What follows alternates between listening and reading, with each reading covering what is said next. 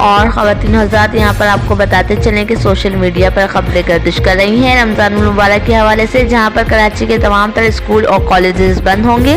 آپ کو بتائیں کہ وزیر تعلیم کی جانب سے بڑا اعلان سامنے آیا ہے۔ کیا واقعی کراچی کے تمام تر اسکول اور کالجز تعلیمی ادارے جو ہیں رمضان کے حوالے سے ان میں چھٹیاں دی جا رہی ہیں؟ ویڈیو میں آگے بڑھتے ہیں۔ تمام تر ناظرین سے گزارش ہے کہ چینل کو سبسکرائب کر لیں، ویڈیو کو لائک اور شیئر بھی کریں۔